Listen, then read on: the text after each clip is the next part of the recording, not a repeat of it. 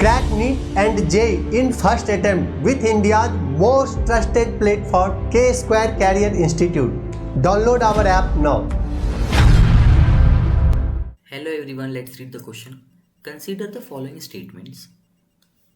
Increase in concentration of reactant increases the rate of a zero order reaction. Rate constant K is equal to A if EA is equal to 0. Rate constant K is equal to A if EA is equal to infinite.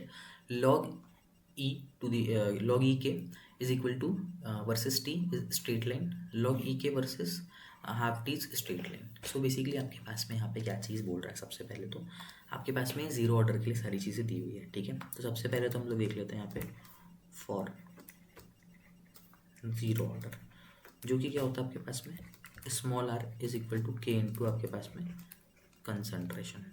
ठीक है, सो सबसे पहले तो आपके पास में क्या हो गया, rate is equal to concentration. इस बेसिस पे आपके पास में जब आप इंक्रीज करोगे कंसंट्रेशन का, किसका, रिएक्टेंट का, तो आपके पास में इंक्रीज ऑफ रेट देखने को मिलेगा. ये स्टेटमेंट बिल्कुल यहाँ पे इनकरेक्ट हो चुका है. ठीक है, अब आगे देखिए, बाय अरेनियस इक्वेशन आप ये बोल सकते हो k is equal to a e to the power minus e by i t. Okay, so आपको यहाँ पे क्या हो गया, अरेनियस इक्वेशन के बारे में ये चीज़ पता चल गई. देन ये आप बोल सकते हो यहाँ पे कि अगर बेसिकली अगर आपने ई ए को क्या किया, ज़ीरो किया, तो आपके पास में क्या हो गया, के इज इक्वल टू क्या हो गया आपके पास में ए हो गया. जब आपने क्या किया, ई ए की वैल्यू क्या करी, ज़ीरो करी. ठीक है, जब आपने यहाँ पे इसको क्या किया, बेसिकली अब यहाँ पे हम लोग देख लेते हैं लॉग वाली टर्म्स में देख लेते हैं यहाँ पे कि अगर आपने इसको क्या किया, L N K is equal to L N A, basically यहाँ पे क्या है आपके पास में minus E A by R T.